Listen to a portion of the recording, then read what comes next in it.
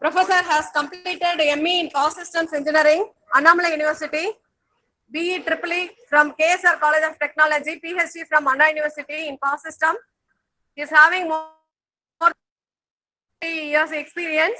His area of specialization, Power Systems, AI applications of Power System problems, hybrid microgrid, renewable energy, HVDC and FACTS.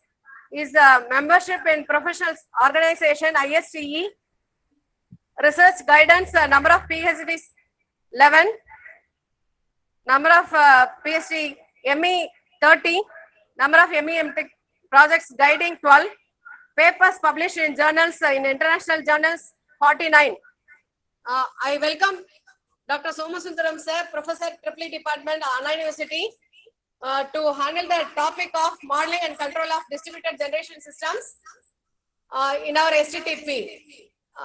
Kindly, I request Professor to take the session, sir.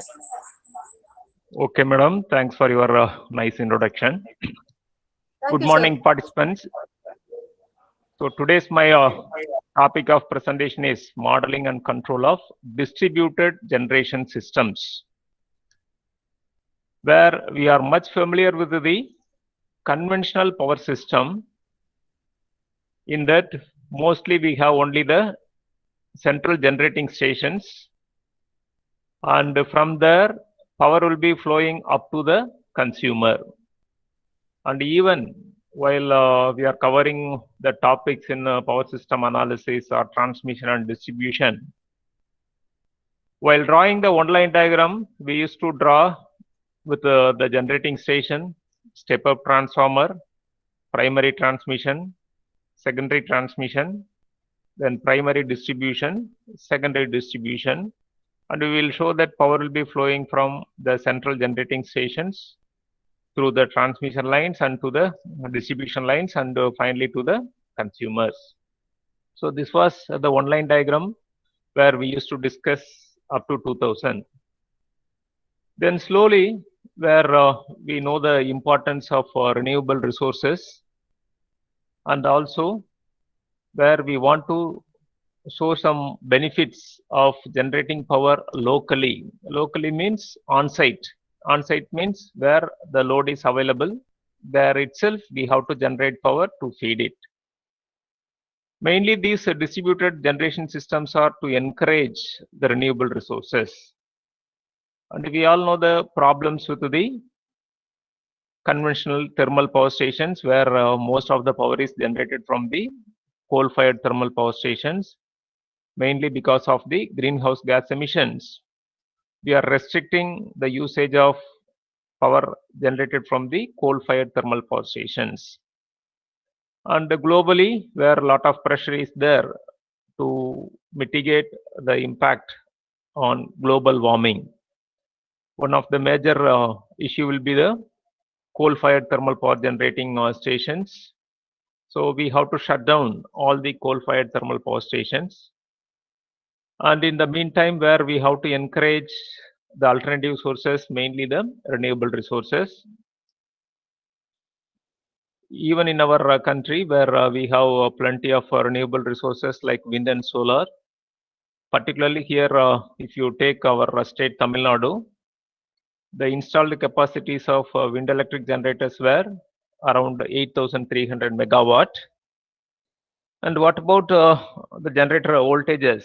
If you are going to a central thermal power stations, where the generating voltage will be around 11 kV to 33 kV. But here, while coming to the renewable resources, where the voltage level will be in the distribution level voltages, and mostly where these kind of wind and solar PV were connected to the distribution systems. And here the distributed generation, from the name itself, where we are not locating centrally at one point. The main thing is, if you focus on it clearly, we are much familiar with the net metering concept, because for the past few years in our state we are using the concept of net metering. So what is the concept of net metering? For example, you take your residence, you may have rooftop solar PV, or you may have some diesel generators. Whatever may be your source, micro source, with that you can feed your own load, and if you have excess power, that you can feed it to the grid. If you have excess power, that you can feed it to the grid. And this net metering is to monitor the bidirectional power flow. So whatever may be the difference in power, that alone will be charged. So this shows that where we are able to pump or we are able to draw the power from the grid. So only with this aspect, now we are encouraging the distributed generation. We all know very well, for example, if you are interested in solar PV, if you are able to capture the entire energy released from the sun for one hour or one day, where the entire globe can use that energy for about 1 year. So that much energy is available. But most of the renewable resources are poor quality power. So capturing the entire energy with a higher efficiency is very difficult. And by keeping these things in the mind, where to encourage the distributed generation, initially where they are giving a lot of subsidies only for renewable resources like wind and solar. But now we have achieved grid parity. What is grid parity? The cost of power generated from the coal-fired thermal power station and the cost of power generated from the wind or solar is almost equal. So that means, as a owner, if you are investing on coal-fired thermal station or on the renewable resources, the return will be almost the same. So that means we have achieved the grid parity. Even in 2010, the countries like Australia, they have achieved the grid parity. And here in our country also, now we have achieved the grid parity, and particularly for the recent 1 or 2 years, we are seeing a lot of boom in the solar PV infrastructure. Even before a month or so, our Prime Minister inaugurated a large solar project in Maharashtra. So in the similar manner, in near future also, where we have to add lot of renewable resources. Even few days back, where in Gujarat, they have planned for about 41.5 gigawatt of solar plant. 41.5 gigawatt. It is not a small quantity. Here in our state, Tamil Nadu, where we have about 645 megawatt of solar PV in Ramnad district. So these things are of major scale, where it may not cover even under distributed generation. But anyhow, if it is connected to a distribution substation, where we can bring those things under distributed generation. So the main thing here it is, we have to understand that distributed generation means, from the name itself, the entire power is not generated from a central power station, and the small generators, mostly of renewable resources, has to be utilized to generate power, and that has to be mostly interconnected through the distribution systems. Sometimes this distributed generation, sometimes they will refer it as distributed energy resources. And one more thing here you have to understand, even the battery energy storage systems are coming under distributed generation systems. Even the battery energy storage systems also coming under distributed generation systems. So battery energy means where you can store power and you can discharge it. So it will not generate power on its own. So even that also will be coming under distributed generation systems. And particularly while encouraging the distributed generation system, because as already I have pointed out, even the storage systems also coming under distributed generation. While clustering the distributed generation, we can form microgrid. While clustering the distributed generation, we can form microgrid. So the enhanced version of distributed generation will be coming under microgrid. So only with this perspective, where I want to cover these topics for the today's presentation, that is introduction to microgrid, types of microgrid, microgrids and the grid interaction, because these distributed generators are connected to the grid. We should know about the grid interaction, microgrid operating modes, control, and a simple simulation to demonstrate the requirement of the control. Particularly here, the simulation considered was virtual synchronous generator. Sometimes it will be called as virtual synchronous inertia. And finally, the concluding remarks.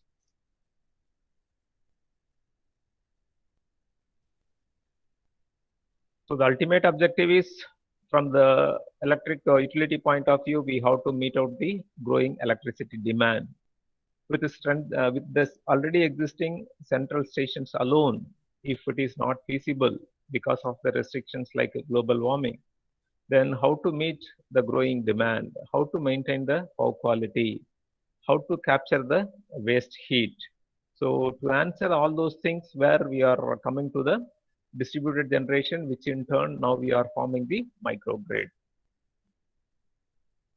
So microgrid means, which is a group of interconnected loads and distributed energy resources within clearly defined electrical boundaries that acts as a single controllable entity with respect to grid.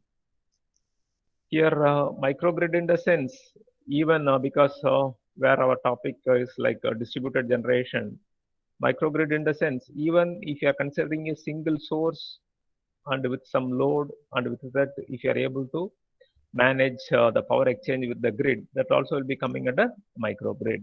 So if you know this control and the protection of microgrid, the same thing is applicable to individual distributed generations. So there is no much difference. Even we are following the IEEE 1547 grid code for whether it is a microgrid or whether it is a distributed generation. Nowadays, with the advancement with the distributed generations, we are always using the terminology of microgrid. So ultimately, we are having a local power generation. Local power generation means immediately we can point out the benefits, because the generation is located near to the load. So immediately the transmission and distribution losses were reduced. And here it comprises of various small power generating sources. So distributed generation means the rating will be from 1 kilowatt and it will go up to some 10 megawatt. As I said earlier, even though you are generating power from renewable resources like Adani Group in Ramnad district, those things may not come under distributed generation, because it is generating a huge capacity of 645 megawatt by covering a geographical location of some 2,500 acres of land. But those things may not come under distributed generation. So whether it is a microgrid or a distributed generation, where you have to see that mainly the renewable resources has to be interfaced to the utility grid. And also, as I said earlier, the storage systems also considered as a distributed generators. And one of the main components in the microgrid will be the energy storage systems. And you can see the other extreme right corner, where we have the electric vehicles, where the IC engines are polluting the environment much. So we want to utilize the electric vehicle instead of IC engine based vehicles. So the current scenario, like our microgrid, on the other side, where we are focusing on the electric vehicles. Since 2000, we are talking about hybrid electric vehicle. Hybrid electric vehicle, plug-in hybrid electric vehicle, all those things are now obsolete. Now, across the globe, we are concentrating on electric vehicle. Electric vehicle means there is no other supply options. There is no other supply options. We are not providing the gasoline for supporting the engine driven and all those things. But nowadays, we are concentrating on complete electric vehicle. So the entire power will be delivered only from the storage system to drive the driving mechanisms. So ultimately, distributed generators, where you can see it is located near to the loads. You can locate it. These are all located near to the loads. So these generators can supply power to the load, which is located nearby. And here, by looking into this figure, because the main objective is control, operation and control of distributed generations. By looking into the figure, you can enumerate what type of control you can adopt for the distributed generation or microgrid sources, particularly the renewable resources. You can think what type of control we can adopt for the renewable resource. One of the first control objective may be we have to fetch the varying load demand. We have to fetch the power for the varying load demand, where those kind of things are possible with the energy storage systems or some diesel generators. If you have a diesel generator or energy storage system, where with that, by providing proper control, you may be fetching the load demand locally. And the next one, suppose if you are considering the price, if you are considering the price signal, because nowadays the entire electric utility was under deregulated mode. Deregulated mode means electricity is considered as any other commodity in the market. So that means electricity price will not be the same throughout the day or throughout the month. But here, as on date, even though in our state we have the deregulated power system, that is power system restructuring is implemented, still we are not consuming power based on the price signal. We are not consuming the power based on the price signal. But to encourage the participants, that means owner of the distributed generators, where price signal is one of the important criteria. Price signal is one of the important criteria. That means by observing the pricing of electricity, where you can generate power and you can earn more money. You can develop the controller based on the pricing signals. So that means whenever the price is more, your controller can be tuned to generate more power from the distributed generators, distributed energy resources. If the price decreases, for example, you may have the storage systems. Instead of pumping power into the utility, where you can store power into the, storage. And if you are coming to the other last option, the renewable resources. See, renewable resources, the entire input is free. We are not investing for any of the input. So that means, what is the main objective with the renewable resource control? What is the main objective in controlling the renewable resource? Here, wherever you have renewable resources, if it is grid integrated, always you have to go for maximum power point tracking. Always you have to go for maximum power point tracking, because with the renewable resources, you can extract maximum power at any point of time. And here, if you have storage, you can club the price signal, and you can store and you can discharge along with the renewable resources. If you don't have the storage, the only objective of the renewable resources were always operate it with the maximum power point tracking, so that you can generate maximum power, whether the price is low or high. Without storage, you may not able to club the control with the pricing signals. But if you have only renewable resource, and if it is grid connected without storage, the ultimate objective will be utilizing the maximum power point tracking. So these are all the three viable options to implement the controllers for distributed generation. What are the three viable options? The first one, matching the local load. That is one of the objective. So you can adopt a controller for that. What is the second one? Based on the price signal, you can exchange power with the utility grid. So if you have a suitable diesel generator or battery energy storage systems or any other storage systems, based on the pricing signal, where you can store and you can discharge power, and with that you can earn profit. So we need such a suitable controller for that. If you have only renewable resources, there you need only the maximum power extraction controllers. Other than maximum power point tracking, you don't want anything else, because while generating maximum power or minimum power, where the investment will be the same. So you extract maximum power from your renewable resources and you pump into the grid or consume it locally. So these are all the three possibilities of developing the control for distributed generation. So here you can see with respect to the microgrid where it will be covering the different micro sources along with the storage systems. So here in this, while coming to the micro sources, we have wind electric generator and PV generator.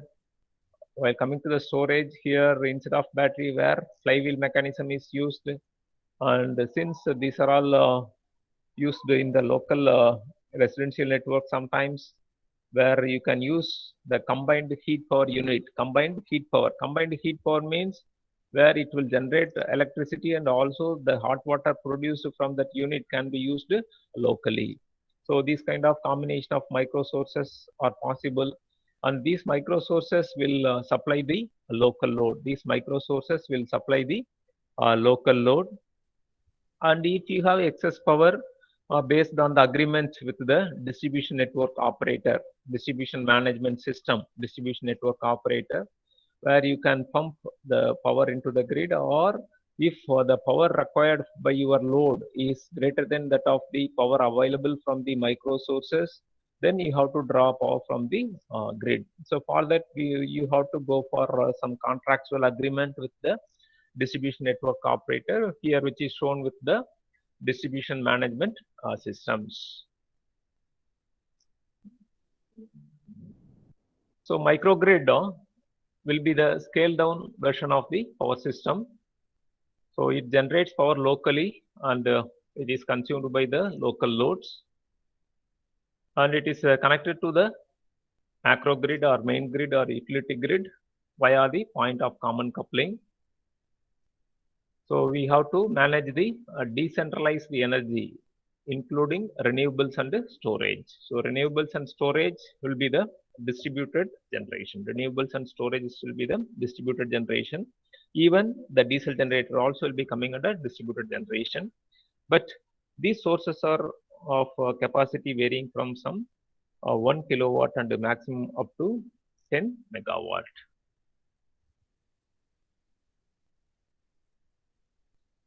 So while coming to the microgrid components, all the distributed generations were covered here.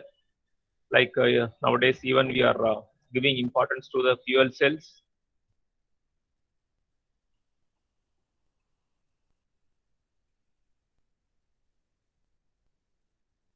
And different kind of energy storages,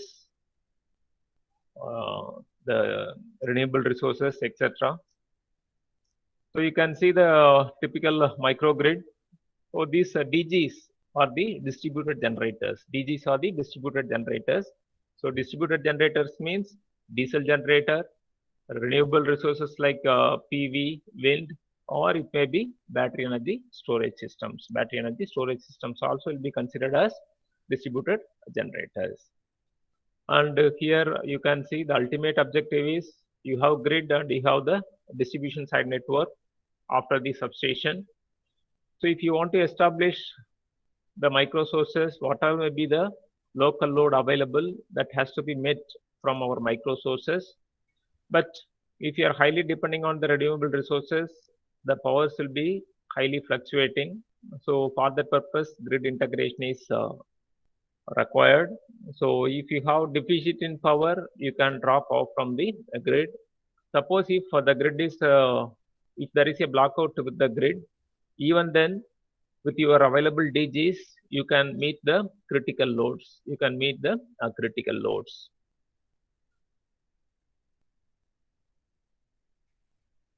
So depending on the availability of distributed generation and load and other type of issues, where the microgrid is classified into different types.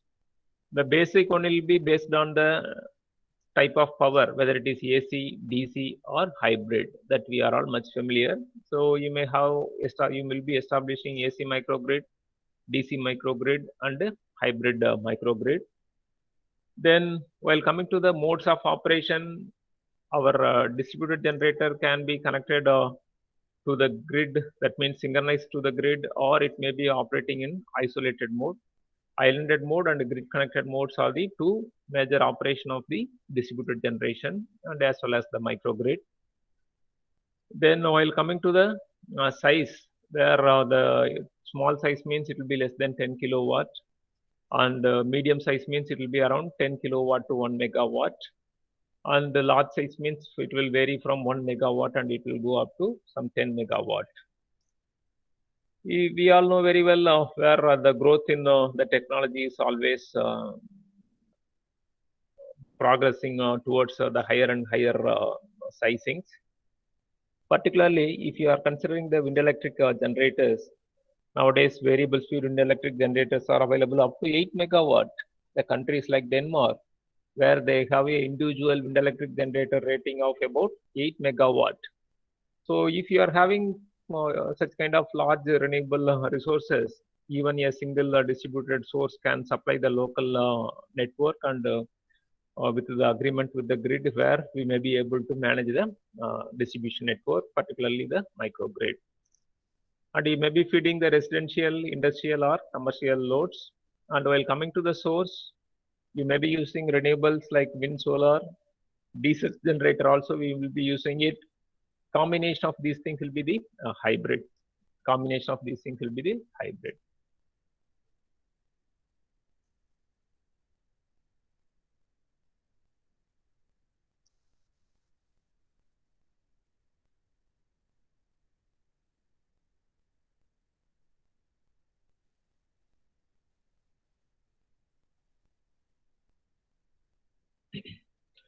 So here you can see where we have AC network and DC network, and with that we are classifying it as AC and DC microgrid.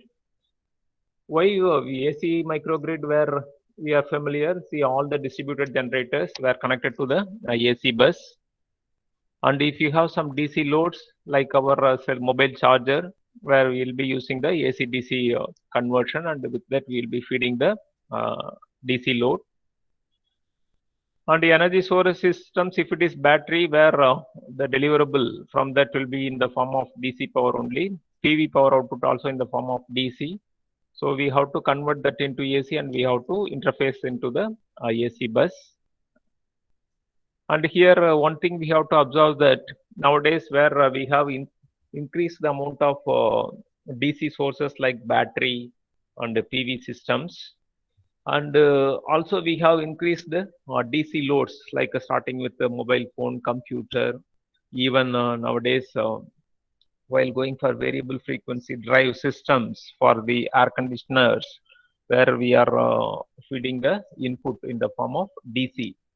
So with the growing loads across the sectors like residential, commercial and industrial sector, where we can have the other option also, where the DC systems can feed power to the DC load without any conversion. Because if you are going for number of stages of power conversion by using the power electronic converter, even though you may be claiming the efficiency beyond 90%, sometimes beyond 95, they are claiming with the laboratory prototype modules.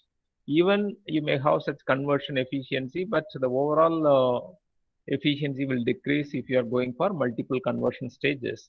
So that's why nowadays, even in the distribution side, where parallelly they want to run AC and DC feeders, and with that, if you are establishing the microgrid with the management systems, where it will be called as AC and the DC microgrid.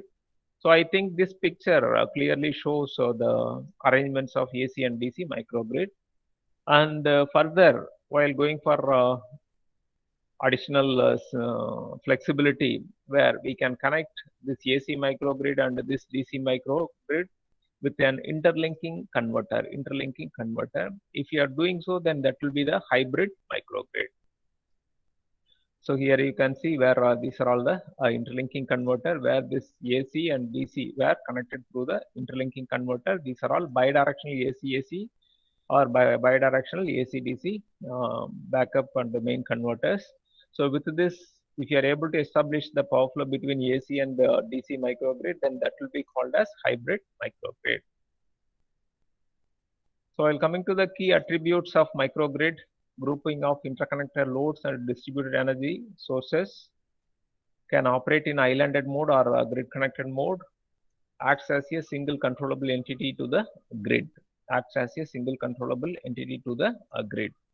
So this key attributes of microgrid clearly demonstrate that what type of controllers we have to design for our microgrid and the distributed generation operations. So we are not going for a standalone system feeding the load like a remote power system. To have stability and reliability, always we are interfacing these kind of distributed generations to the macro grid. So if you are going for such kind of grid integration, what are all the interactions will be taking place between the distributed generations and the macro grid. So microgrids, which is nothing but the distributed generations, could have a grid interconnection to improve system economics, improve operation, improve availability. So once if it is connected to the grid, automatically, whenever possible, you can feed the local load. If there is no power output, for example, you are having a vast PV source like about 1 megawatt or some 100 kilowatt near your residential colony. So if you have full sunshine hours, then you may be able to extract the entire power from the solar PV itself. But assume that there is a cloud cover, unexpected cloud cover will be there then and there. So during that time where the power output will decrease drastically. So to to smooth out the power fed to the load, we need storage systems. But as on date, the storage systems are too costly. So investing on the storage system will always restrict the utilization of the renewable energy resources. So with that point in mind, always we have to go for a grid interconnection so that we can get the reliability without any difficulties. With the suitable planning, grid planning can benefit from having microgrids or distributed generations. So if it is a distributed generation which is located near to the load itself, which is connected in the distribution feeders, so that means no need to transmit power from the central thermal power stations to the load through transmission, sub-transmission, primary and secondary distribution. These things are not required. So what that means, what there will be a reduction in the conductor size and availability, because it is available locally. Even if there is a outage with the transmission network transformers in the grid, since these powers are available locally, we can feed the local load, and definitely where we can have the improved stability. But if you are going for distributed generators where the bidirectional power flow is inevitable and net metering is the mandatory one, and peak power saving is possible because peak load, if the peak load increases, you have to increase the generation capacities of thermal generating stations. So if you are restricting such a kind of higher peak loads, automatically where we can get a better load factor and we can have better economical operations. Advanced communication and controls. For the past few years, even we have included IoT as one of the subjects in most of the undergraduate program electives or sometimes in core.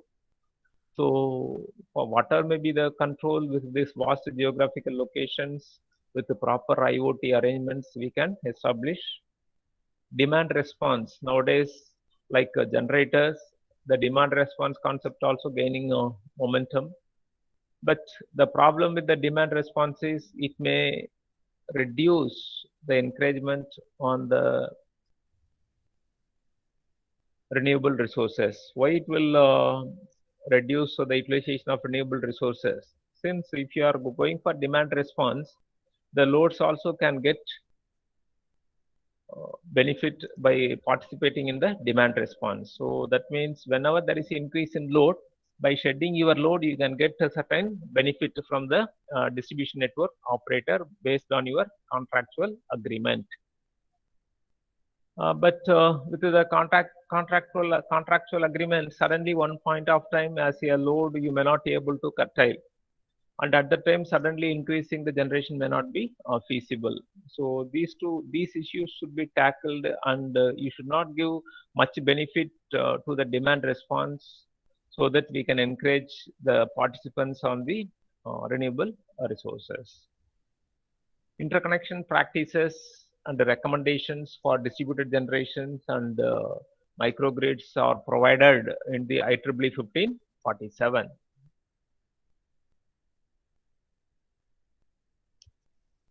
These are all the potential issues with microgrid or distributed generation integration into the main grid. The first one is infrastructure long-term planning and the economy. As we know, if it is a central thermal power station, coal-fired thermal power station, at least we have to plan about 5 to 10 years ahead of time. Whereas if you are going for renewable resources like distributed generators with 1 kilowatt up to some 10 megawatt, there may be a possibility you can install it as quickly as possible.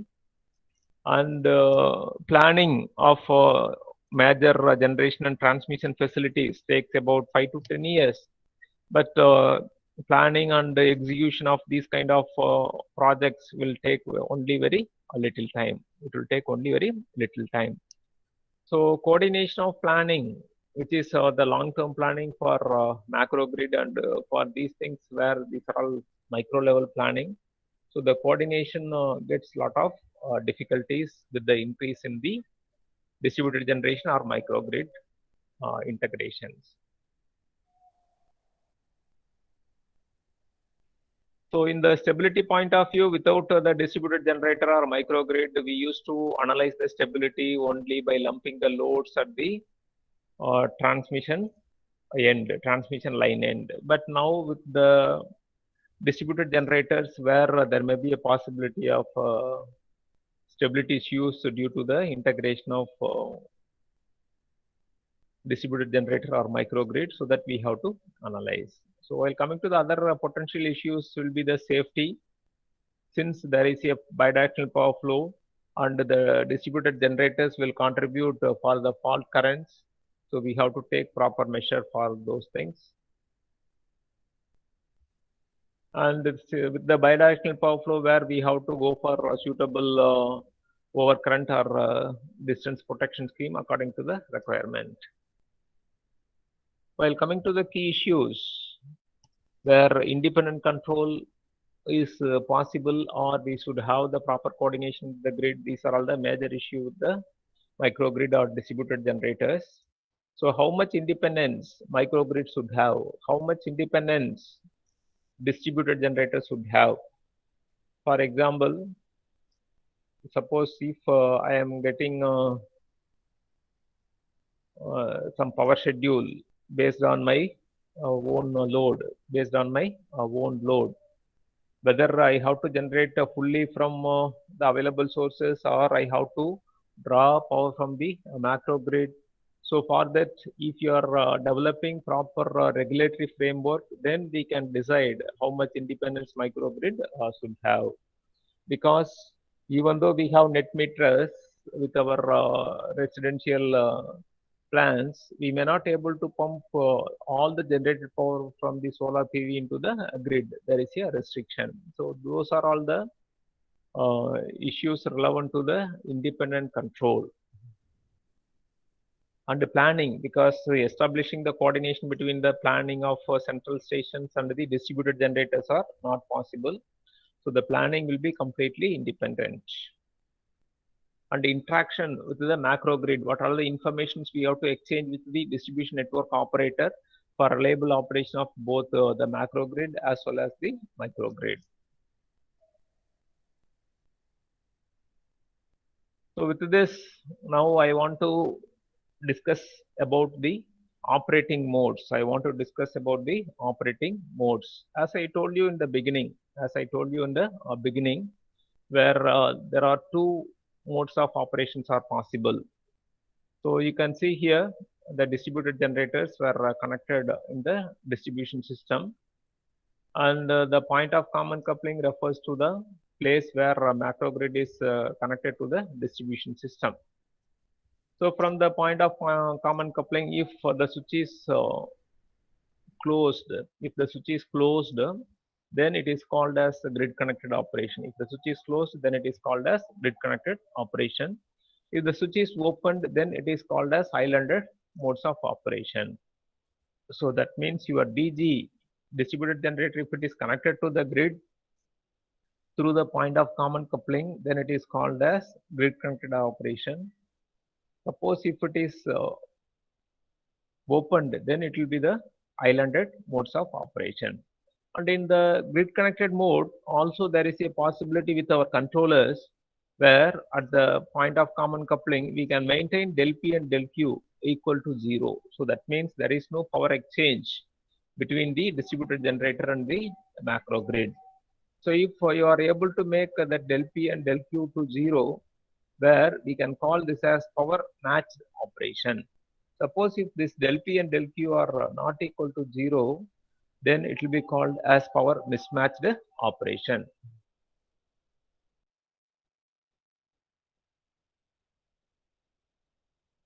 So the transition of operating modes, the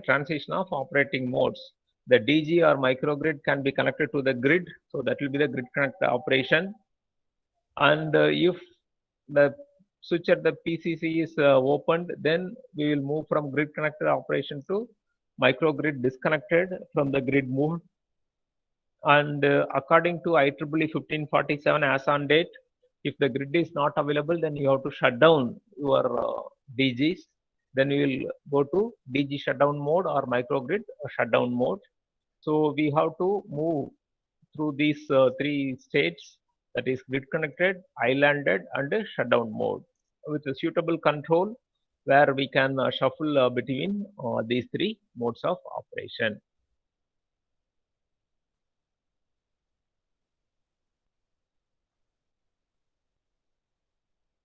Suppose if it is grid connected, what are the things we have to check it? Microgrid or DG, distributed generator in grid connected operation.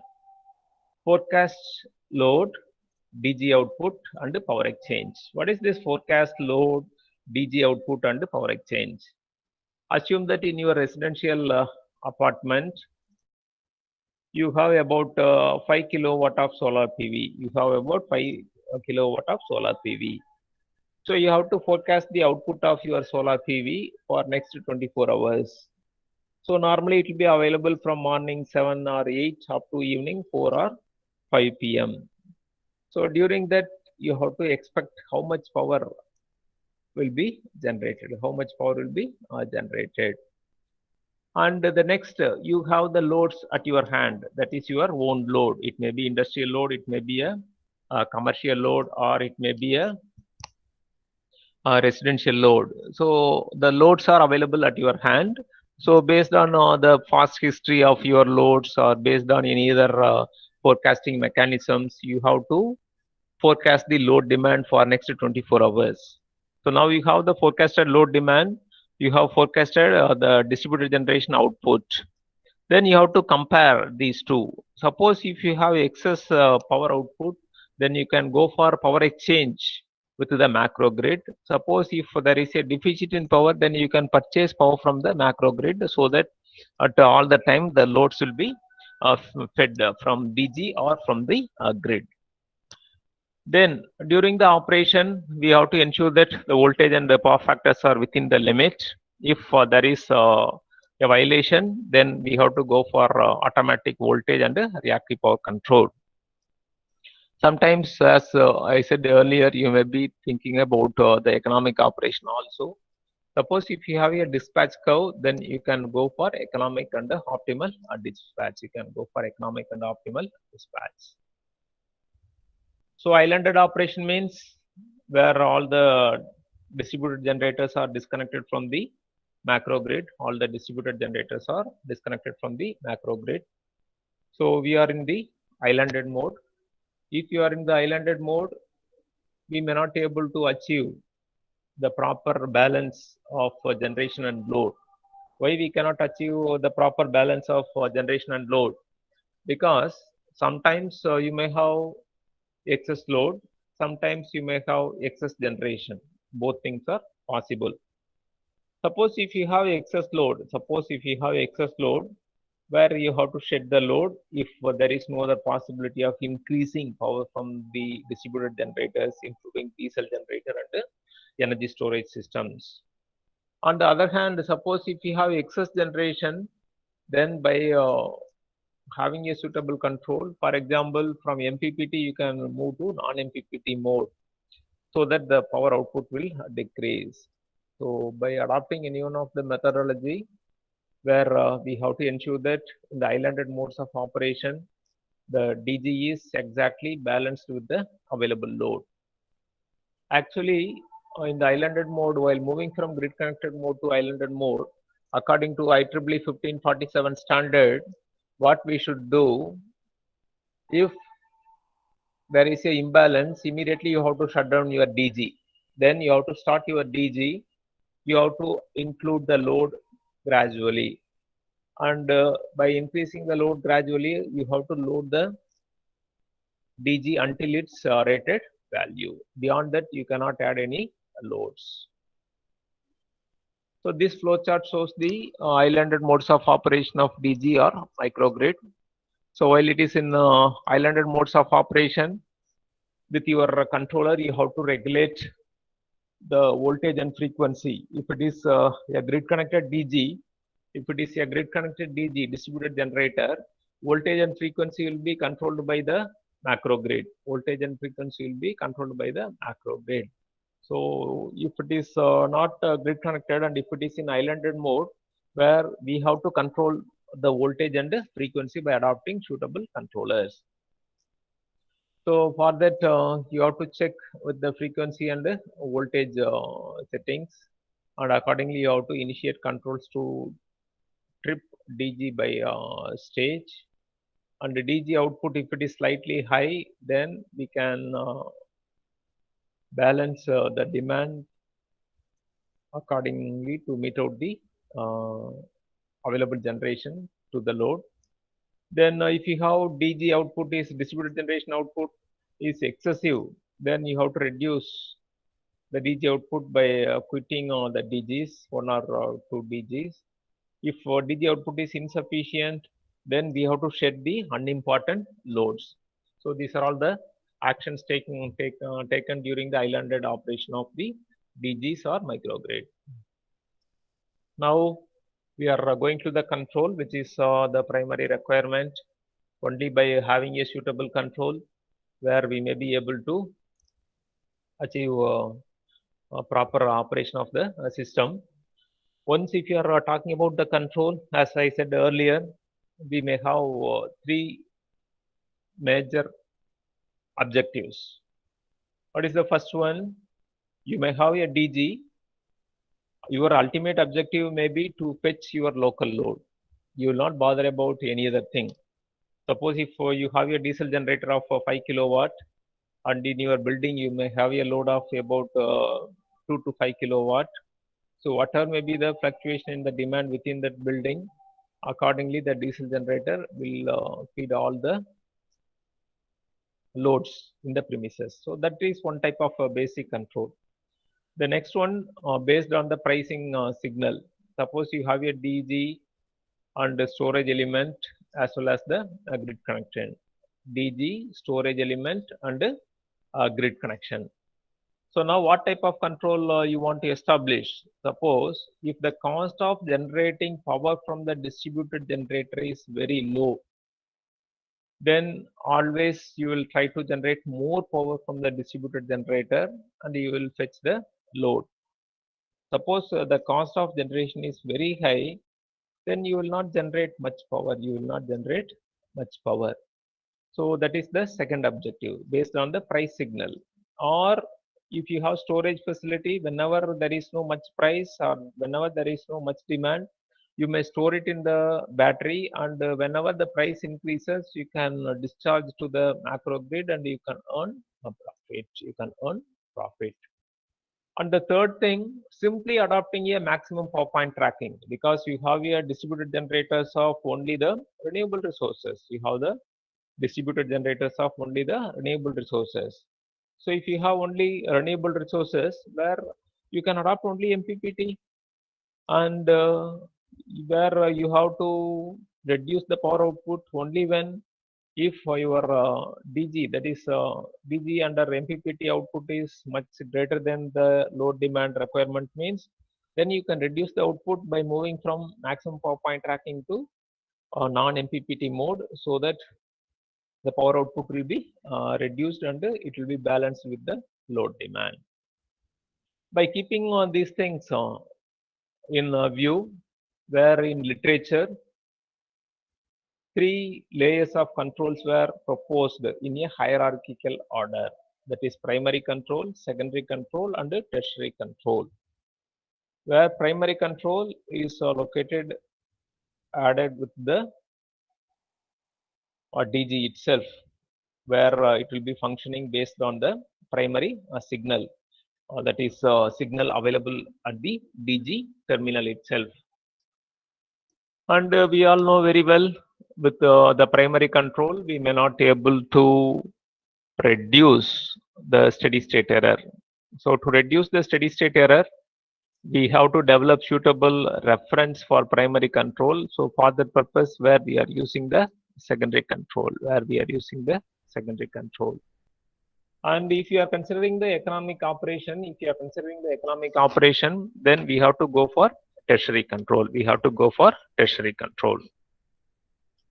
So these are all the hierarchical control levels of your microgrid, where whether you may have a single source of DG or on combination you might have established the microgrid, but you have to follow the similar scenarios. So to start with, where we have the primary control, where voltage and frequency will be regulated with the distributed energy resources, and if there is any steady state error, that will be corrected with the secondary control. And if you are going for optimal operation with the economic dispatch, where you will be going for tertiary control, which is the economic dispatch control. And the layers of control were shown here. So the local control is available with the source itself. And for the local control, if there is a need for any adjustment with the control settings to mitigate the steady state error to 0, where the secondary control will provide the reference information. And if you want to implement economic dispatch control, where we have to go for the tertiary control. So the simple implementation of 3 layers of control, whether it may be a DG or microgrid, where if you are interested for only one source of DG, then you can treat that microgrid as DG. So what is the purpose of primary control? Like regulating the voltage and frequency settings. So if there is a fluctuations in the voltage and frequency depending on the load or input to the DGs or whatever may be the issues, accordingly the primary control may try to increase or decrease the DG output. And if there is any steady state error, where with the measured quantity we have to find out the steady state error. You can see in that figure secondary control, which is shown with this dotted line, secondary control box shown in the dotted box. So the actual voltage is compared with the reference value. If there is any error based on the gain block, where there will be a change in the reference setting for the primary control, and that will be regulating the output voltage. Similarly, for frequency, the reference frequency is compared with the actually sensed frequency of a DG or a microgrid. And if there is any difference according to that gain, where we will be getting the error, and with that we have to process the frequency. And while coming to the tertiary control, here there are 2 possibilities. One is in islanded mode. If it is in islanded mode, then there is no need for any tertiary control, because simply you have to maintain the given E reference, voltage reference, and the frequency reference. If you have a big voltage reference and you may not be able to satisfy properly, that issues may arise in the islanded modes. So for that purpose only, where we are going for load shedding to balance the E reference and the omega reference. If it is in grid connected mode, where the C reference and V reference will be derived from the signal derived from the PG and QG of the DG or microgrid. And while coming to the control modes, where mainly there are two major types of control. One is master-slave control and other one is peer-to-peer control. And for better efficient one, where we have to go for a combination of this master-slave and peer-to-peer, where we should go for the combination of master-slave and peer-to-peer.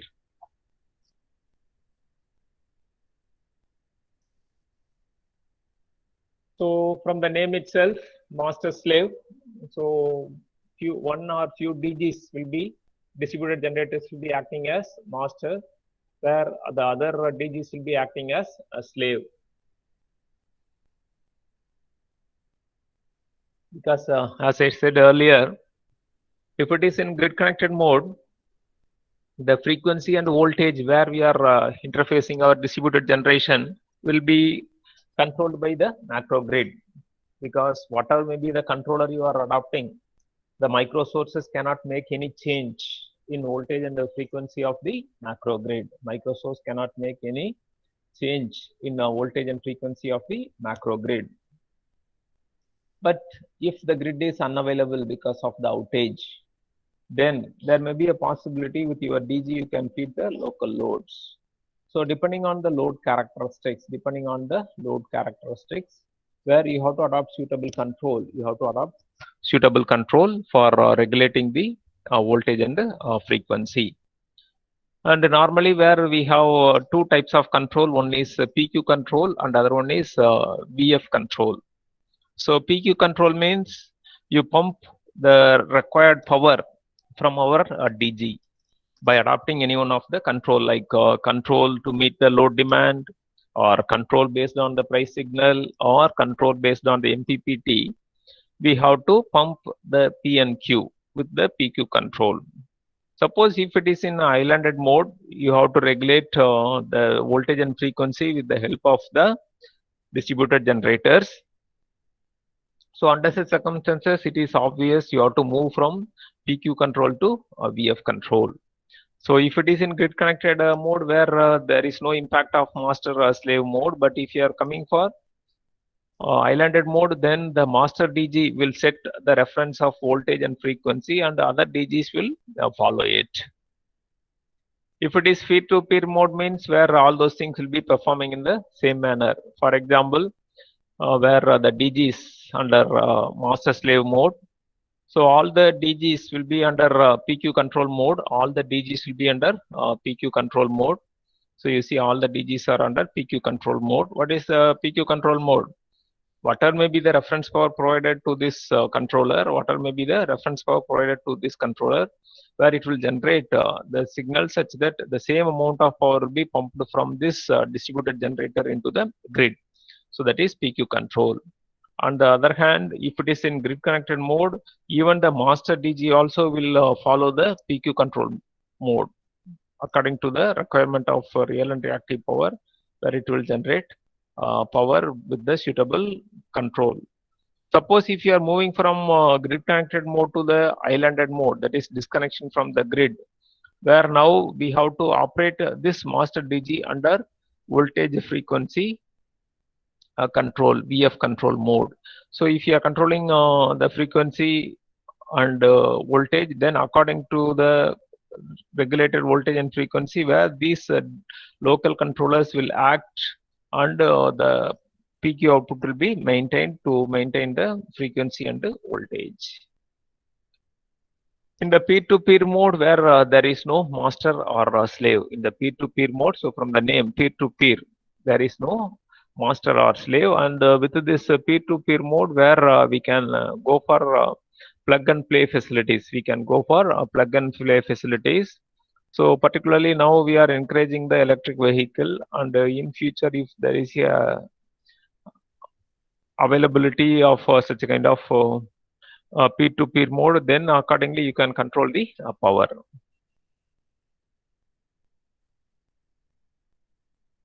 So here you can see all the DGs under peer-to-peer mode with droop control. So here You may be providing the reference voltage and frequency, or you'll be providing the reference power such that it will deliver according to the requirement. So always to gain the maximum benefit, where we have to operate the power converters with both master slave as well as peer-to-peer control modes, master slave as well as peer-to-peer control modes. So as I said earlier, because the DGs, if you want to connect to the AC systems, and if it is a synchronous generator, and if you have proper synchronization, or an asynchronous generator, and if you have proper synchronization with the grid without power converter, then it is a different scenario. But most of the DGs where we used to interface to the grid only through the inverters. So while coming to that inverter control, where it has two modes. One is PQ control when it is in grid connected operation, and VF control when it is in islanded modes. So these are all the two controls required for the inverters connected between the DG and the utility, or DG and the microgrid AC bus. So the simple representation of a grid connected inverter, the simple representation of the grid connected inverter. So here you can see the DC here, the symbolic representation of battery is shown. So this may be of any type of DG. So you have to interface this DG to the grid with the help of an inverter.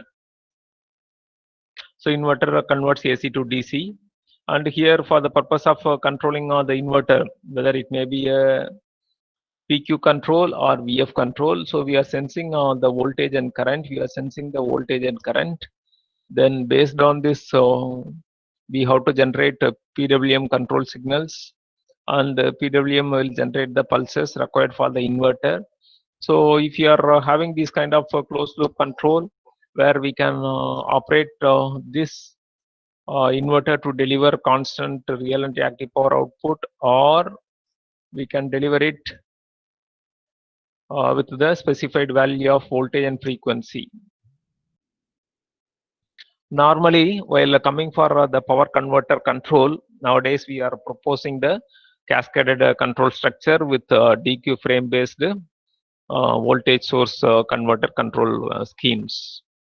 Nowadays, where we are the voltage source VSC control schemes are gaining popularity over the line commutated converter structures. But the line commutated converters are more economical. But here, these kind of control where we are getting more benefits, and with that we are always preferring the VSC as the inverter to connect the output generated from the DG to the grid.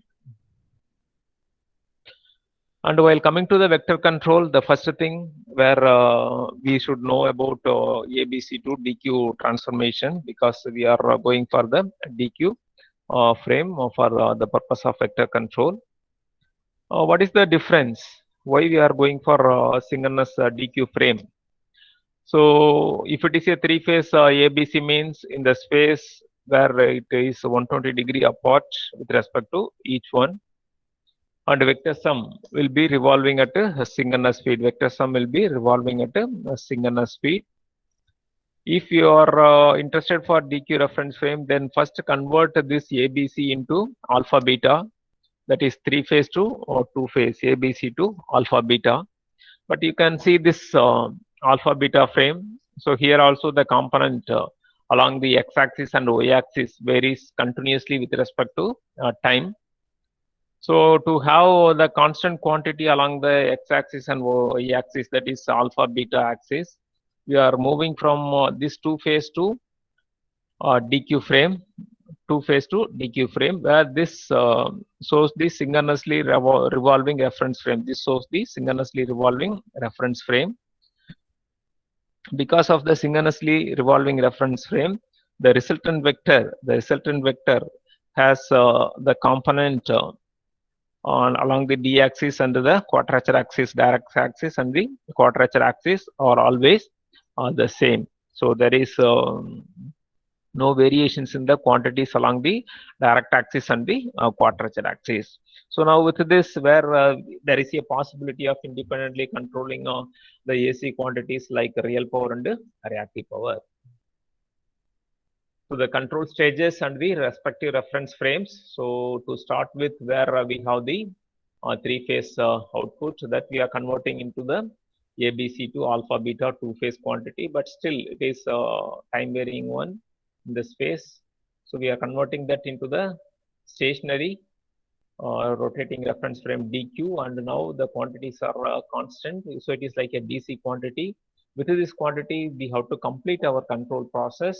Then once again, this DQ has to be converted to the two-phase system, that alpha beta. Then we have to convert that into ABC. Then the pulse will be generated based on the three-phase requirements. So from the stationary reference frame, we are going to the rotating DQ reference frame for the purpose of a better vector control. Then once again, the implementation is carried out to the conversion from rotating reference frame to the stationary reference frame. So nowadays, the most of the power converters, that VSC based converters in any kind of applications utilizing the DQ frame based control. Main objective here, immediately you can spell out here, it is the independent control of real power and reactive power. So the detailed block diagram for PQ control of distributed generator is shown here in this figure. So here we are sensing the voltage and current. We are sensing the voltage and current. We are sensing the current and the voltage. The inductor current, here it goes to the current sensor, and here we have the voltage sensor. So we want to perform the control operation, control implementation in the DQ frame. So we are converting ABC into a DQ frame. So to convert, for the purpose of conversion, we need theta, which is obtained from the PLL, which is obtained from the PLL. So we are getting the theta on the frequency from the PLL. So since the current convert into DQ reference frame, for which you need theta, which is obtained from the PLL, which is obtained from the PLL, then frequency is also available from the PLL. Similarly, the sensed voltage is converted into ABC to DQO, that is a DQ reference frame, and with that VD and ID, VQ and IQ, where we are going for the inner and outer loop controls, inner and outer loop controls. So while coming to the outer loop, which is the power control loop, so we are calculating based on the voltage and the current VDQ and IDQ, we are calculating real and reactive power. And this real and reactive power output from the DG is compared with the reference power, P reference and Q reference. If there is any difference between the actual PQ and the reference PQ, based on that error, where the IDQ reference will be generated. So based on this IDQ reference and the actual IDQ, where the control voltage has to be generated.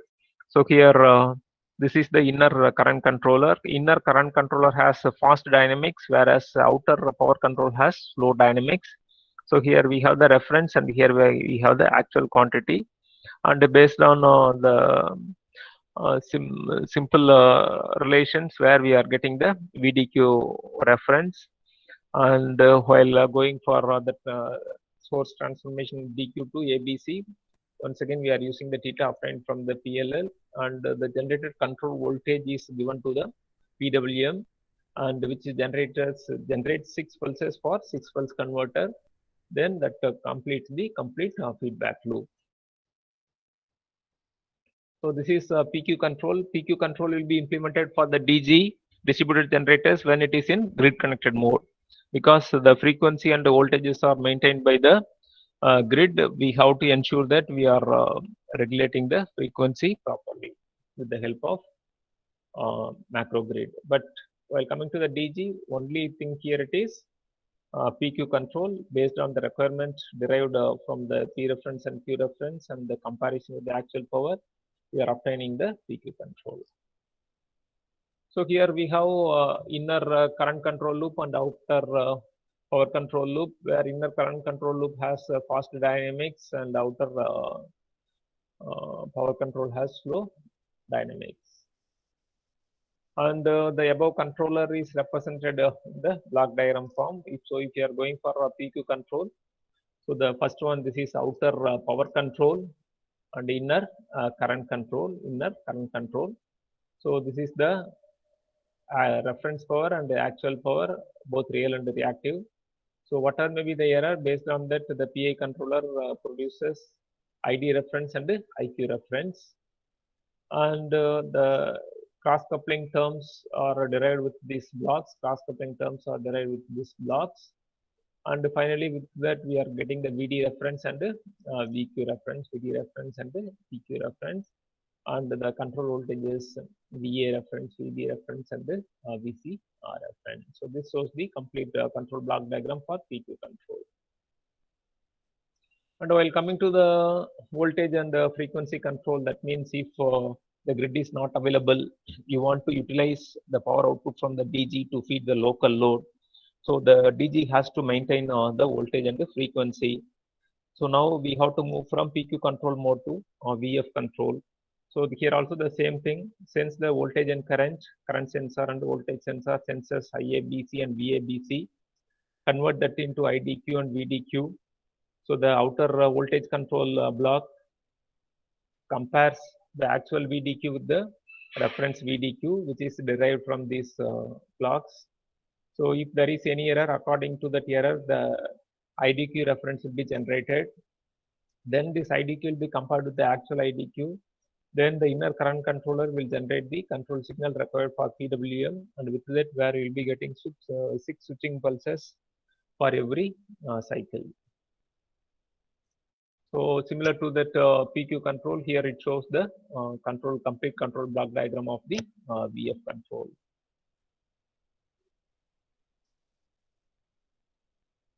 So this table shows the characteristics of different DG sources.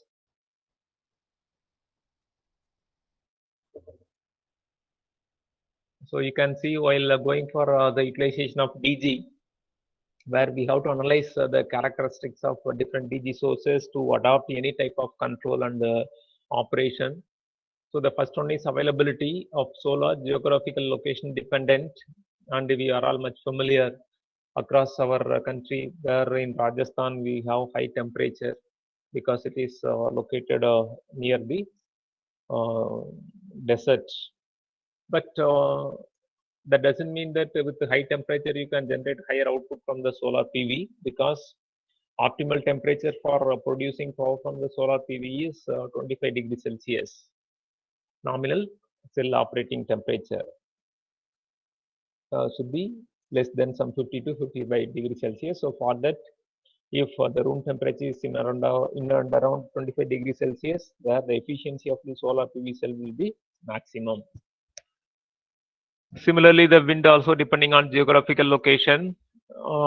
Here in our state, the 3 locations, Kayathar, Palladam near Coimbatore, Udumalaippet, that is also near Coimbatore. These are all the 3 major sites available for wind electric generation. Micro hydro. Normally in hilly stations, many micro hydros can be established. A country like Nepal has around 1,500 generators for micro hydro is available. 1,500 micro hydro is available in Nepal. Then diesel. So depending on your requirement, if you don't have any other source, then you have to go for diesel. If the localities need more heat, then we can go for combined heat power generation also.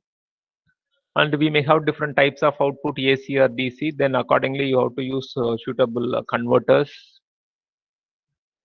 While coming to the control, where wind, solar, all those things are uncontrollable, then combined heat power may be of a dependent source. Then diesel is completely controllable because the entire control is within our hand. Then interface, different power electronic topologies we have to propose. The only thing, if you are having a synchronous generator, where you can go for direct connection of synchronous generator into the grid. And as I said earlier, while coming to the control, whether you want to pump or you want to extract the MPPT from these kind of renewable resources, or you want to balance the load, or you want to control based on the price information. By deciding the objective with the available PQ and VF controllers, we can control the DG sources suitably. One of the famous control adopted for the DGs were the droop control with the inverter. So this figure shows the droop control in inverter based distributed generators, where the DG bus is the distributed generator bus where DG is connected, and it is connected to the grid bus through the impedance like a transmission line with an impedance of Z.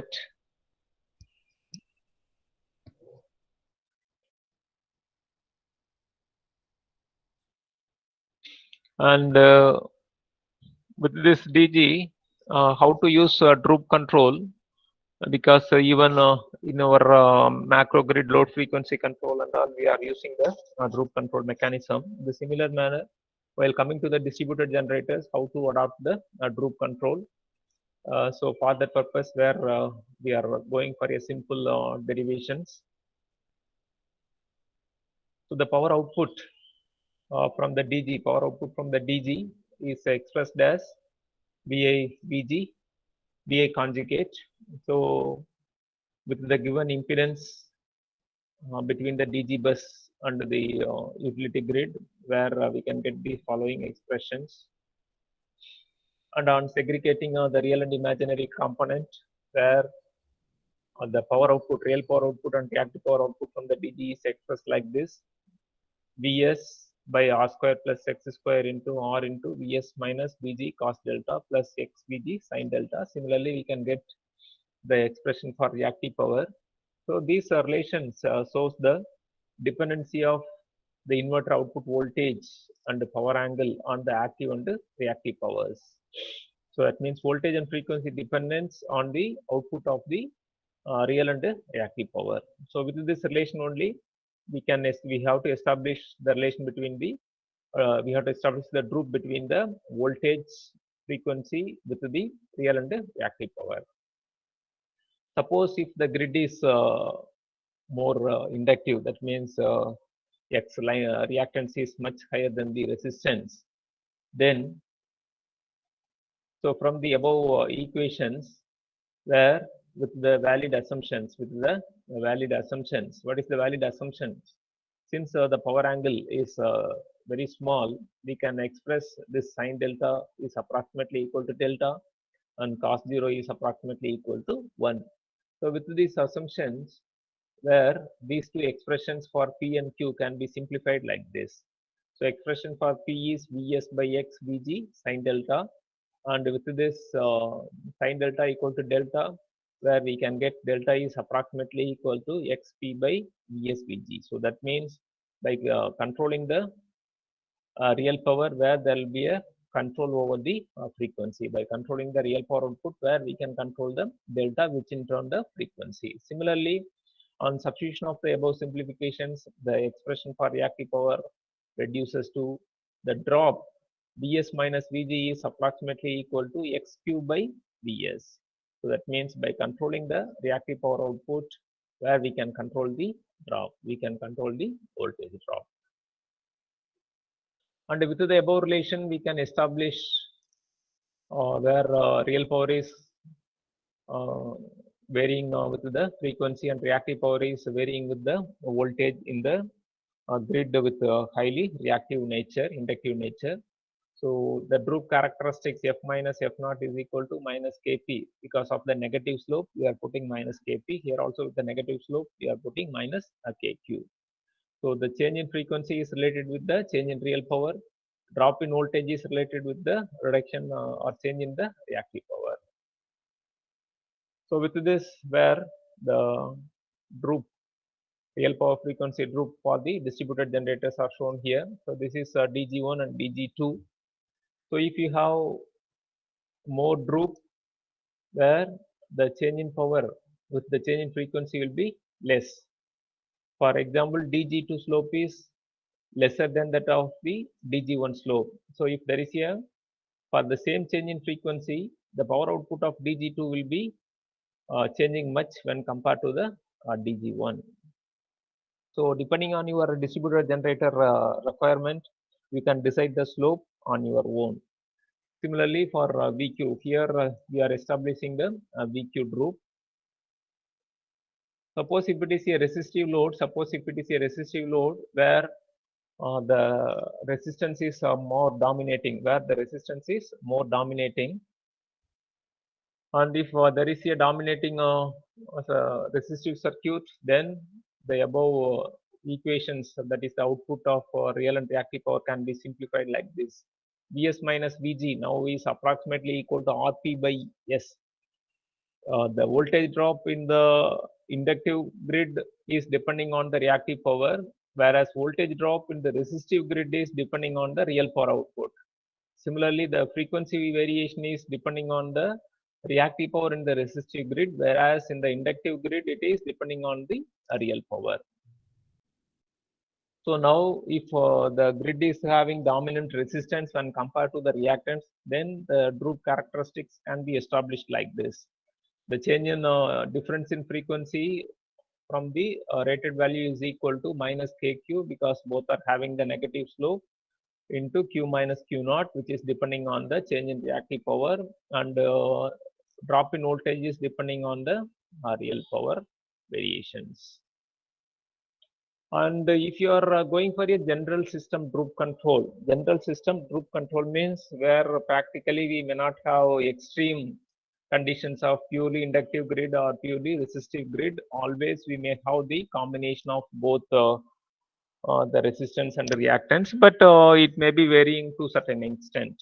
So in the similar manner, where we have to derive the relation between the variation of voltage and frequency for the varying real and reactive power. So when going for a general system, so these are all based on the same equations with the valid assumptions of resistive grid and the inductive grid, and now we are coming to the combination.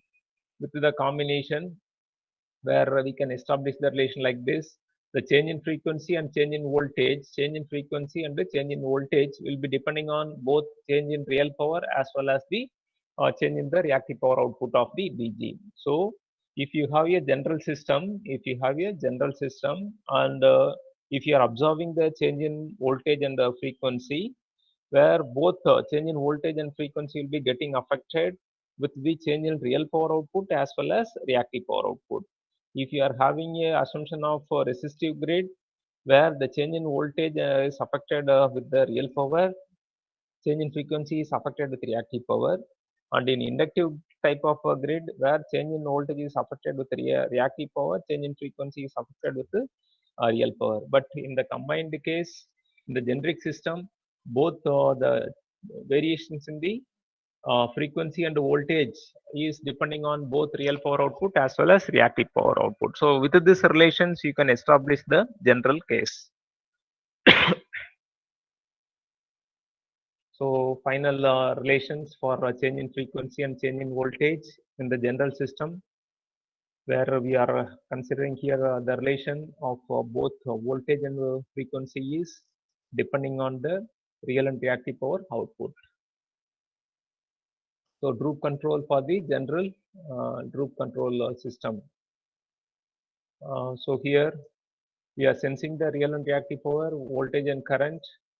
With that, we are calculating real and reactive power, and these are the reference power P0 and Q0. With that, we have to establish the deviation in the frequency and voltage, because the deviation in voltage and frequency will be depending on both the change in real power as well as reactive power. So that's why where this general droop control calculates the change in frequency and the change in voltage by considering the quantities of real power and reactive power, and these variations will be compensated by suitably increasing the real and reactive power output of the inverter through the PWM control technique. So the other one here, while coming to the distributed generators, if it is a central generating station where we have large mass of inertia, large mass of inertia in the sense rotor mass. What about the rotor mass?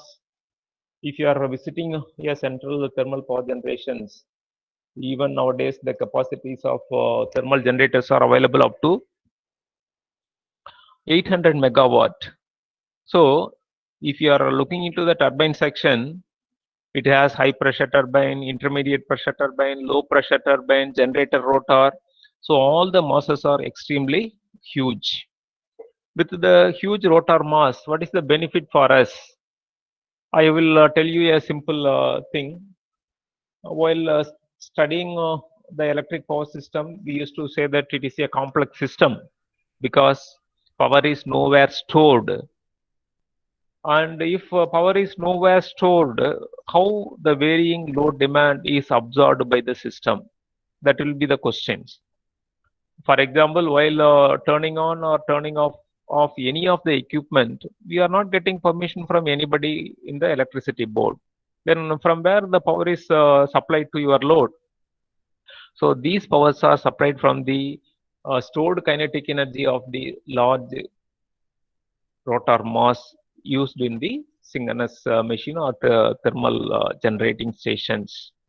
So if you are coming from these kind of large rotor inertia to generators like distributed generators like wind and solar PV, where in case of PV the inertia is almost ideally it is zero, but here the additional benefit is we are using the power converter. So power converter means we can have 100% control.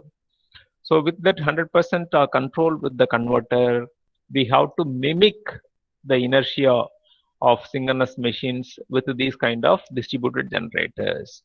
So with that, we are calling that as virtual synchronous inertia or virtual synchronous generator. So mimicking the inertia concept here, where if you take solar PV, the inertia is zero. So whatever may be the change in load, the fluctuations will be abrupt. So to avoid such a kind of abrupt changes, where we have to mimic the inertia concept by using the power electronic control. So where we are calling that in a generic term of virtual synchronous generators, virtual synchronous generators.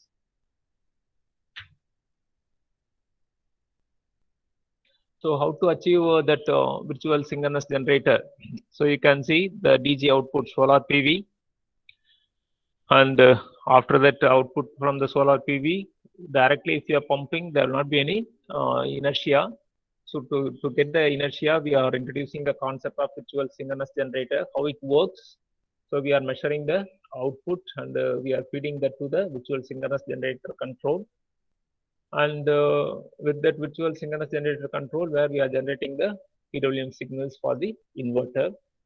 So to mimic the concept of the inertia, so the abrupt change in the output will be controlled with the help of this virtual synchronous generator control.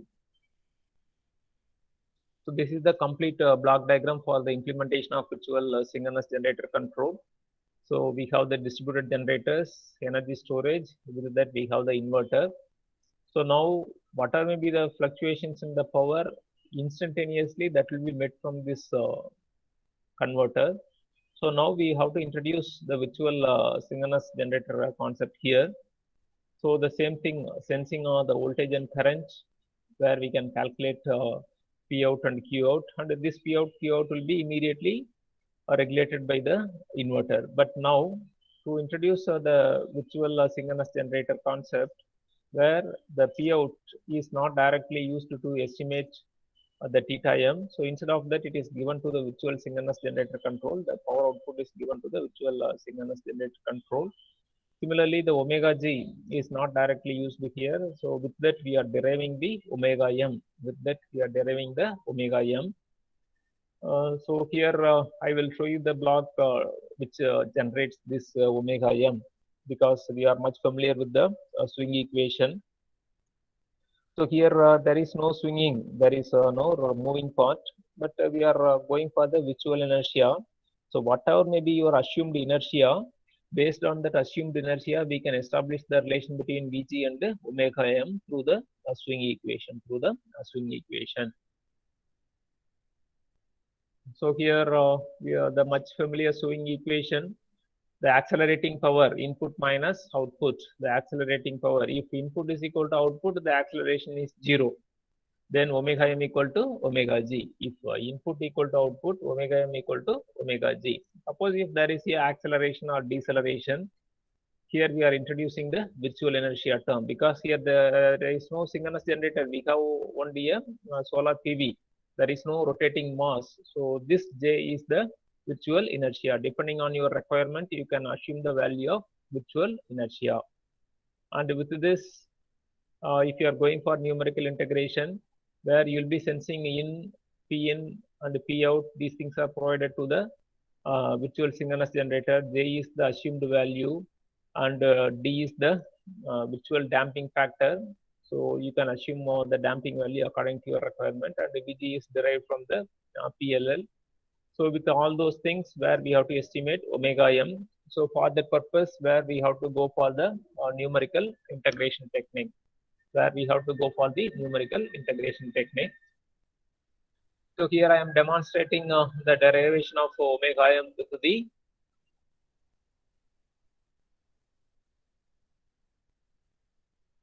Rangakuta fourth order method.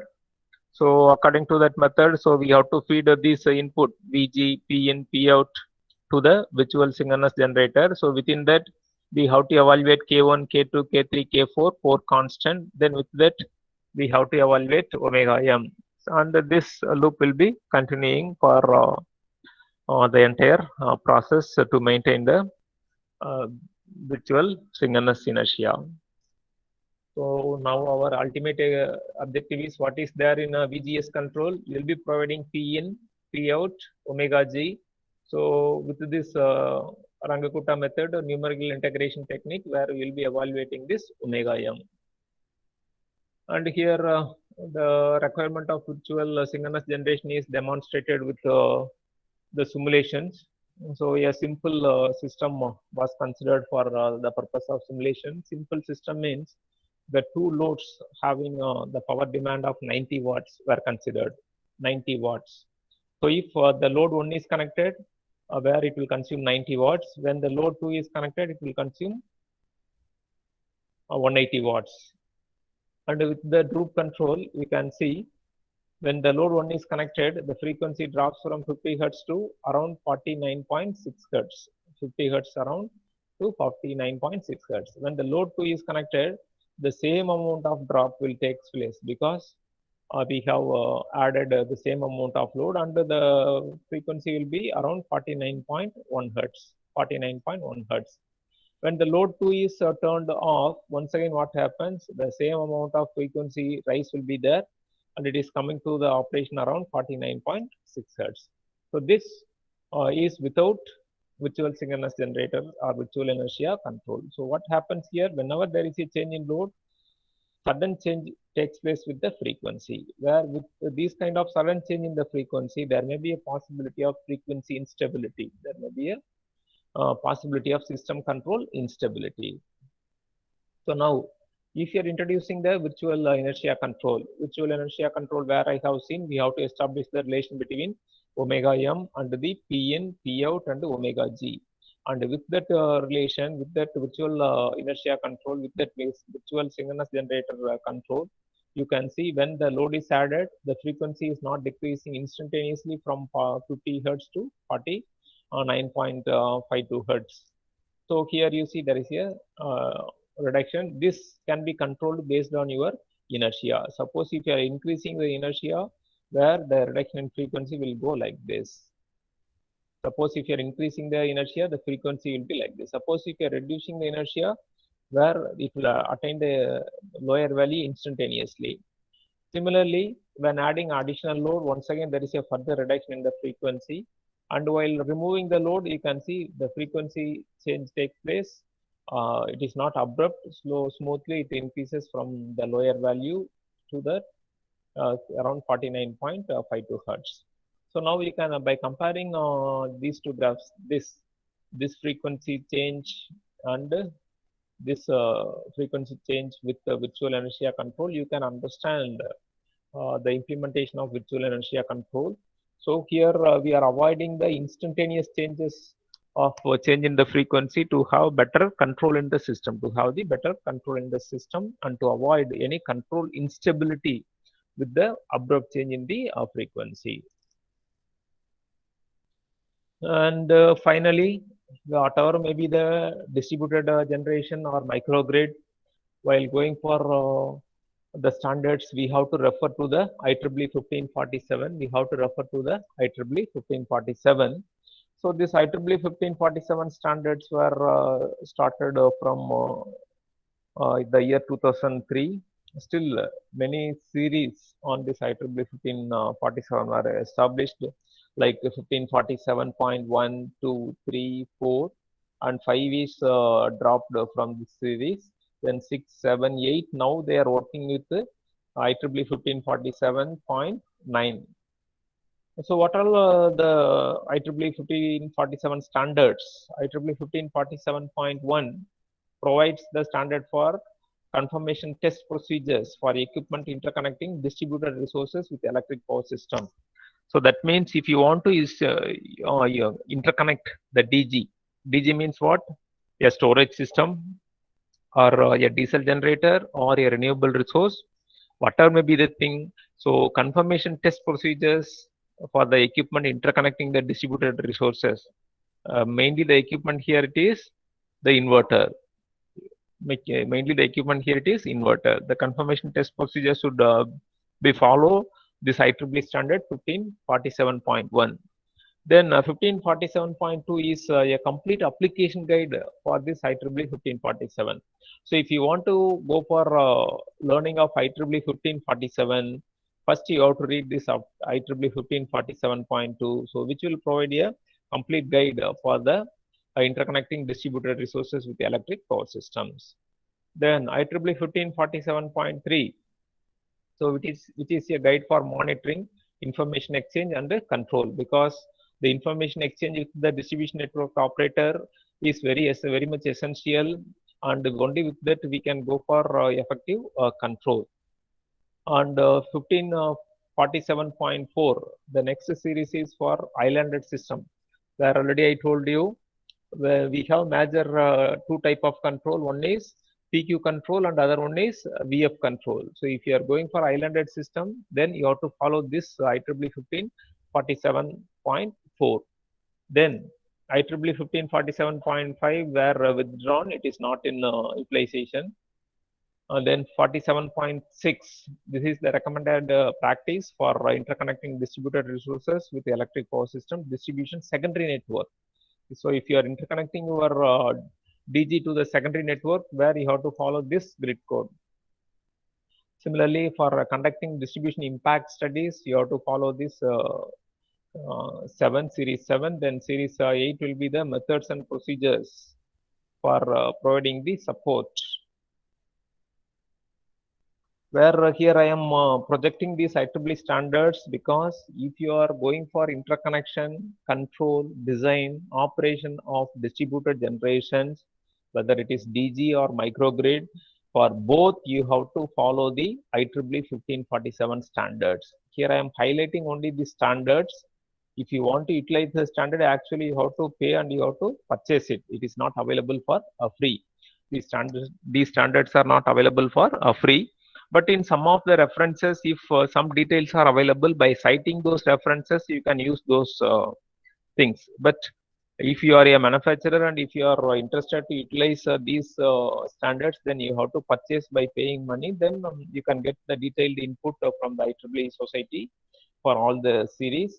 And still, these are all evolving. Still, they are changing a lot of issues, because still these standards are not well established. For example, according to this IEEE 1547 standard, if there is a grid interruption, if grid is not available, what this IEEE 1547 suggests, immediately you disconnect the DG from the grid.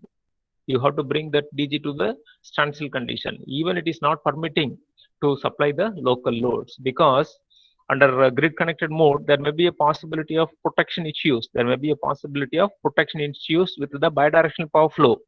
And even if there is a fault, these kind of sources may contribute for fault current.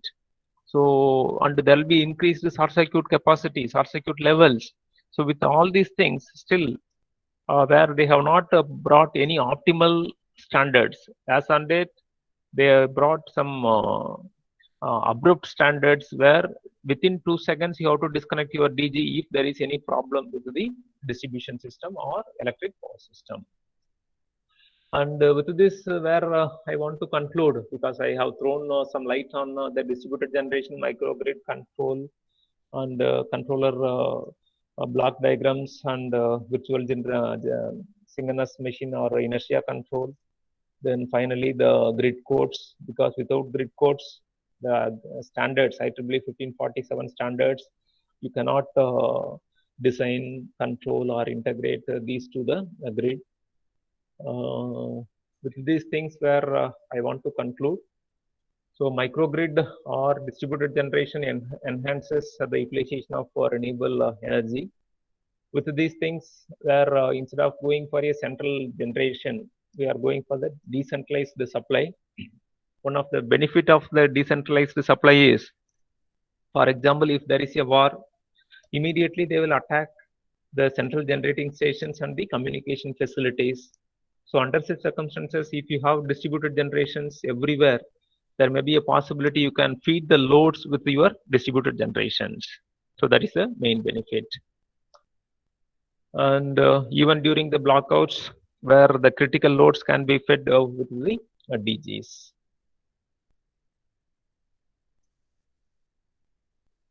Since while already we have connected many distributed generators, but if you want to avail the complete benefit of DGs, then you have to establish microgrids. So for that, you have to go for some prototype development, and you have to transform that into the intelligent systems, and with that, where we can avail the complete benefit of the distributed generators. So these are all some of the references what I have followed for this presentations. So now, sir, shall I pose the question, sir? Yeah. Sir, Mr. Ashish Dongre, he has asked a question: can we provide active current filtering capability also? Yeah, once if it is presence of non-linear load, can we provide active current filtering capability in the presence of non-linear load? See, once if you are coming to the power electronic control, nowadays anything is achievable, whether it is a linear load or non-linear load. Once if you are coming to the power converter, you are directly dealing with the non-linear load, as you might have seen in the control block. So whatever may be the output requirement from the inverter, with suitable controller you can provide those kind of things. But here this DG or microgrid is interconnected with the macro grid. So macro grid support is there, and the control, whatever may be the extent it is possible, that alone you can provide.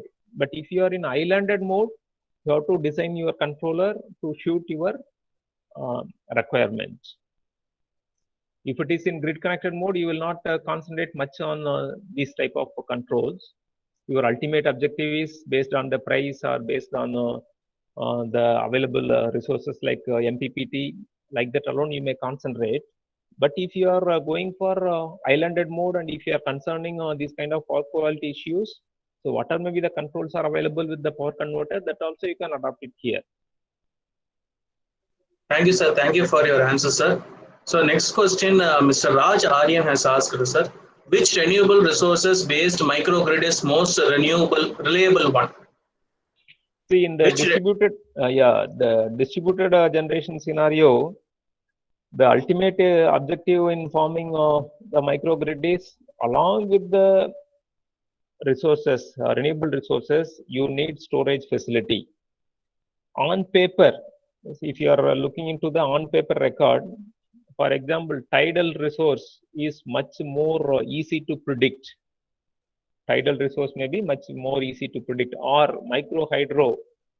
If you are located in hilly regions, you can establish small generators. So automatically you know the storage capacities. So those things will be feasible. And even while coming to the wind and solar PV, nowadays we have better forecasting methodologies. So if you have more accurate forecasting methodologies, we can say the reliability will be increasing.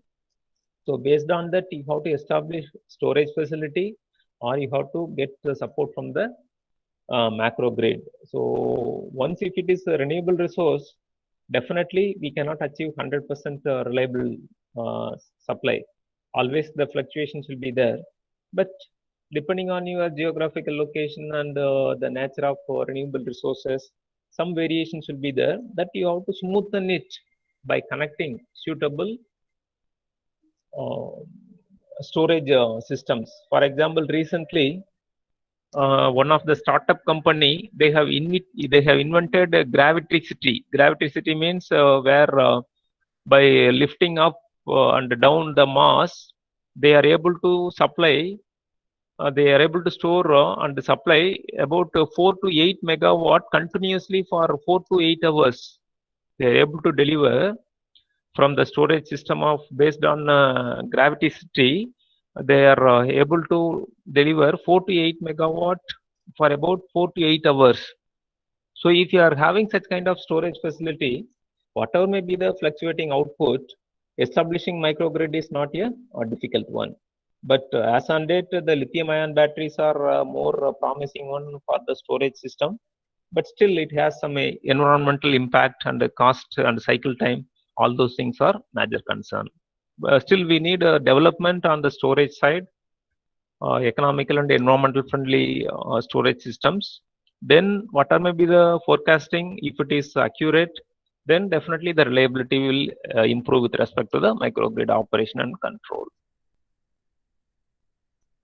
Even they are saying that what is that anti-solar system, during night time also we can generate power from the solar PV with the temperature difference. So many such things are keep on evolving.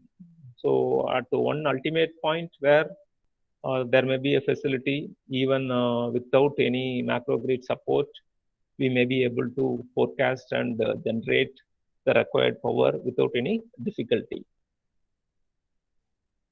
But still a lot of the improvements are required, and both technically and economically cost competitive. Thank you, sir. Thanks for Sir, thank you, sir. 1 minute, sir. Stay with us, sir.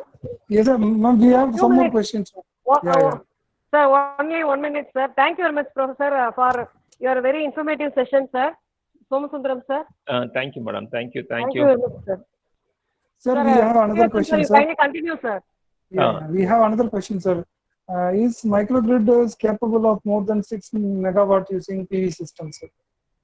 Microgrid is capable of having more than 6 megawatt only by using PV system.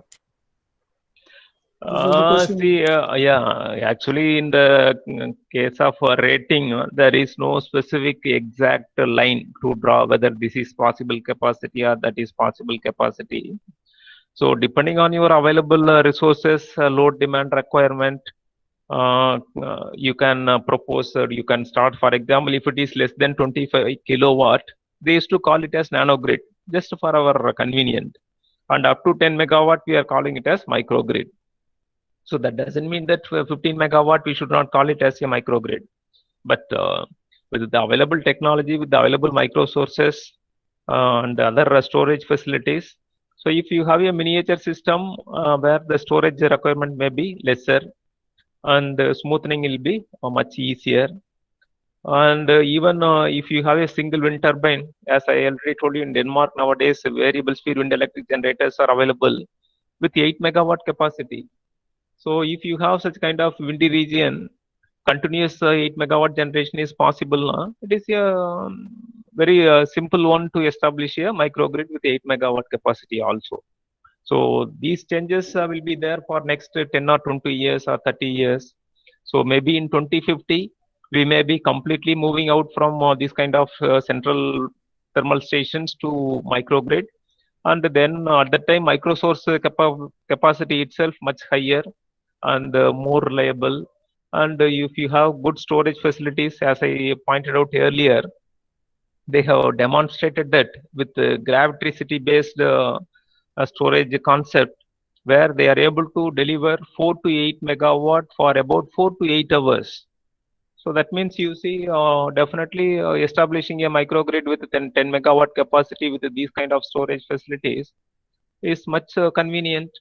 So you have to find out new alternate options by keeping in mind the poor quality nature of renewable resources and problem with the forecasting and problem with the storage. By addressing all those things, definitely we can establish the microgrid with any capacity. There is no hard and fast rule to restrict the capacity. Thank you, sir. Actually, I believe the question is more on the storage. I think you have answered a more clear way for the person to understand also a posted question. We have another question, sir, from Ms. Jayashree. How the frequency control is achieved in microgrid? What parameter has to be changed so that the inverter operates at a particular frequency, say 50 hertz? Yeah, if you are looking into the figure where already I told you, where we have this 2 types of control modes for the inverter, PF and VQ. Sorry, PQ and VF.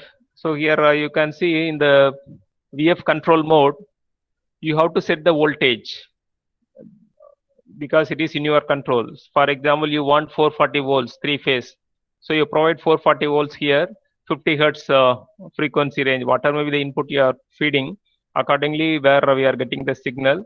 So this selector switch will select this input and it will compare with the actual voltage. So this is a transformation ABC to DQO. This is the reference. This is the actual.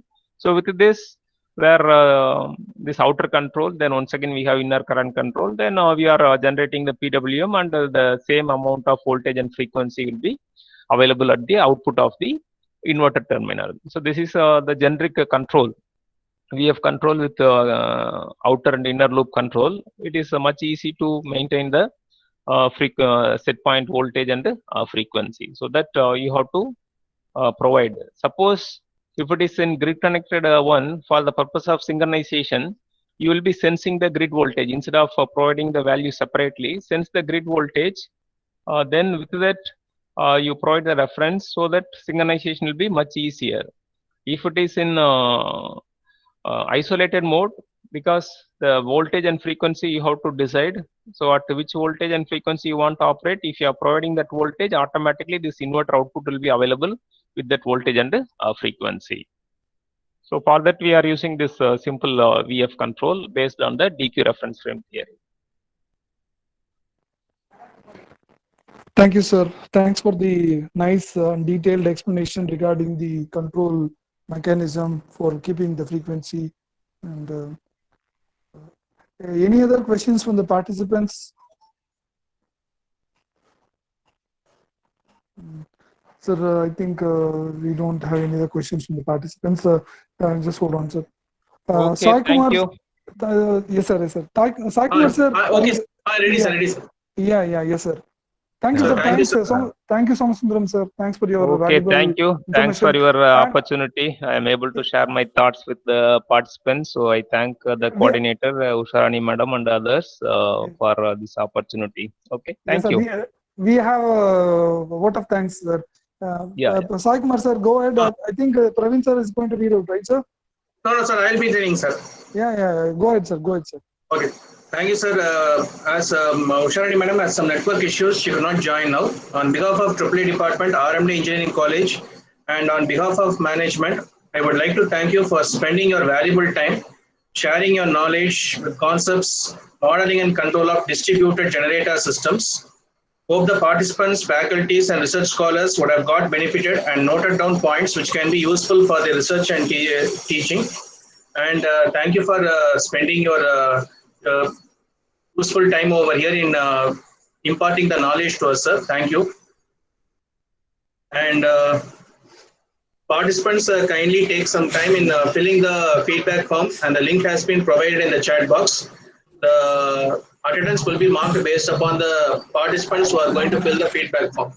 Thank you, sir. Thank you for spending your time, sir. Thank you, sir. Thank you, Somasundram sir. Thanks to you for sparing your valuable time with us and with the participants and sharing your knowledge, sir. Thank you, sir. Thank you. Thank you. Thank you, everyone. Thank you, sir. Somasundram, sir. madam. Thank you very much, sir. Thank you, madam. Thank you, madam. Sir, kindly stop recording, sir. Sai, sir. Yes, madam. Dear participants, tomorrow